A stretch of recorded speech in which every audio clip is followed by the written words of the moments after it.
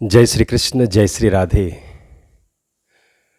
श्री राधे मेरी स्वामिनी, मैं राधे जुगुदास। जन्म जन्म मोहि दीजियो, श्री वृंदावन को वास। आप सभी प्रेमियों को मैं कन्हैया पांडे अध्यात्म मीडिया के द्वारा सादर वंदन और नमन करता हूँ।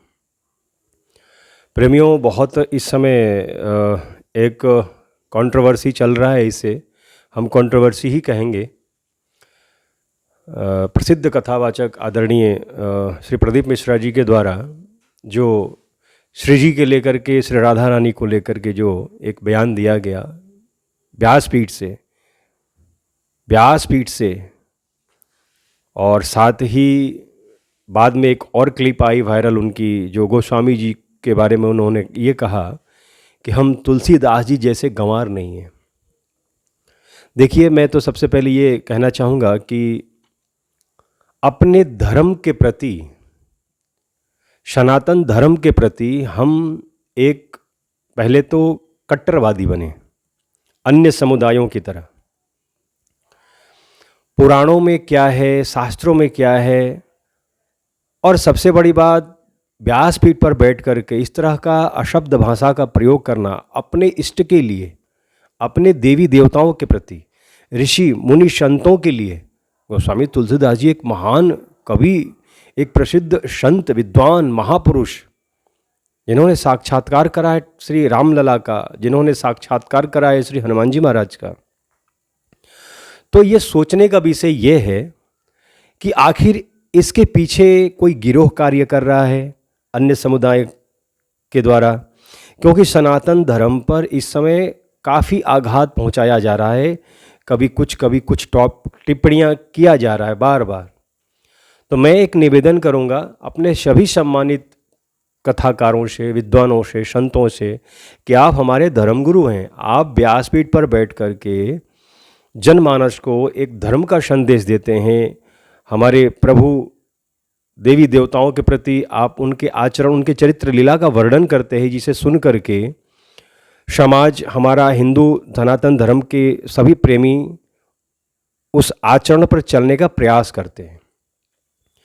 अगर हम अपने इष्ट के प्रति ही, अपने ठाकुर के प्रति ही, अपने ऋषि मुनियों के प्रति ही, संतों के प्रति ही इस तरह का विवादित बयान देते रहेंगे, तो वास्तव में ये दूसरों के लिए नहीं, खुद के लिए बहुत सोचने का विषय हो जाएगा। या तो इसके पीछे कोई गिरोह कार्य कर रहा है। तो मैं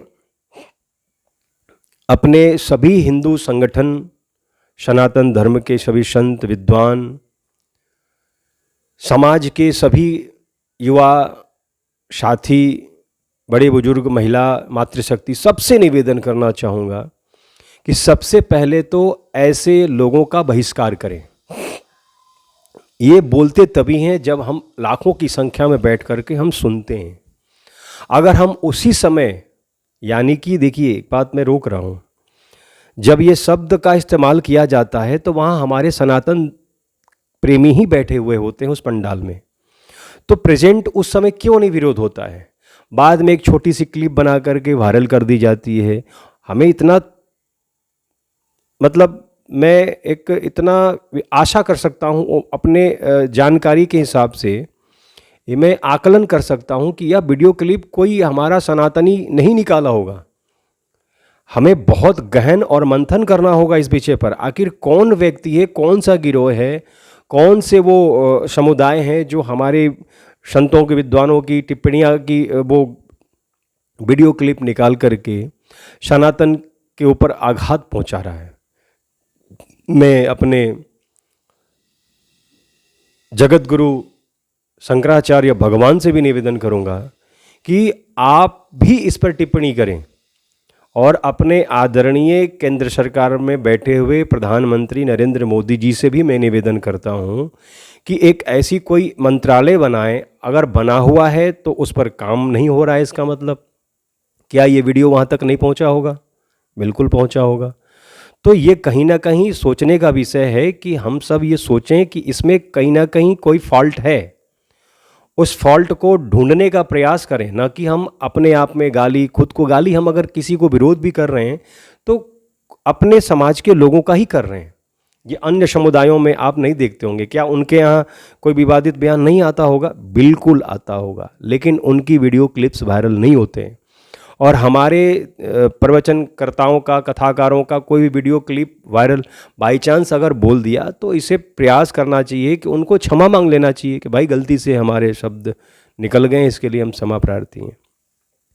मैं आदरणीय प्रदीप मिश्रा जी से भी निवेदन करूंगा कि आप ब्रज आएँ और आप ब्रज में आकर के श्री जी के उस देहली पर, राधा रानी बरसाने के उस देहली पर आप नाक रगड़े ना, आप श्री जी के चरणों में साष्टांग दंडवत कर जाएं और बोलें कि हाँ श्री जी में मेरे शब्दों से गलती हुआ है।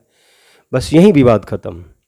एक तो हम विवादित बयान दे जाते हैं, ऊपर से हम बैठे बैठे क्लीन चिट भी लेना पसंद करते हैं। तो कहीं ना कहीं कोई मामला है। सनातन धर्म के ऊपर आघात पहुंचाने वालों को मुंहतोड़ जवाब देनी चाहिए, अन्यथा आज इष्ट देवी देवताओं पर प्रहार हो रहा है, कल हमारे माँ बहन बेटियों पर होगा, तो हम कब तक सहते रहेंगे? एक दूसरे को गाली दे रहे हैं, कमेंट बॉक्स में भी ऐसे ऐसे शब्दों का इस्तेमाल किया जा रहा है कि मुझे नहीं लगता है कि वो सनातनी है।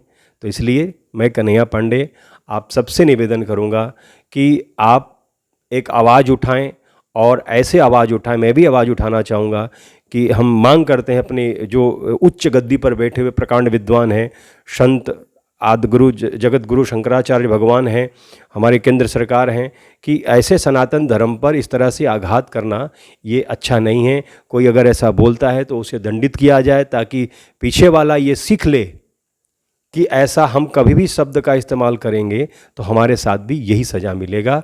इसलिए हम ज़रूर सोचने का विषय, हम बार बार कहेंगे कि इसके पीछे कहीं ना कहीं कोई गिरोह कार्य कर रहा है अन्य समुदायों के द्वारा, और वो गिरोह बहुत एक्टिव है बिल्कुल, क्योंकि एवरी डे क्लिप, मतलब ऐसा लग रहा है कि वो वीडियो ही वो लोग सुन सुन करके खोजते रहते हैं कि कहाँ पे क्या बोल गए। ऐसा नहीं है।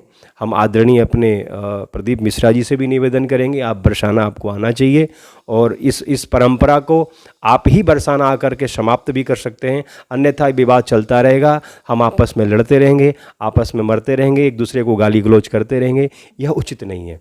तो ब्रज धाम की महिमा अपरंपार है।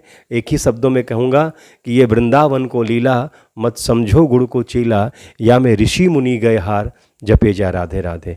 राधा रानी हमारी प्राण है, राधा रानी हमारी जीवन है। राधा रानी की कृपा से ही ब्रज के एक पत्ता हिलता है। इसलिए राधा रानी के श्री जी के प्रति वर्णन करना हम सबके बस की नहीं है। इसलिए मैं श्री लाडली जी के चरणों में साष्टांग दंडवत चरण स्पर्श प्रणाम करते हुए, ब्रजवासियों के चरणों में प्रणाम करते हुए मैं यहीं पर अपने वाणी को विश्राम देता हूँ। जय श्री कृष्ण, जय श्री राधे।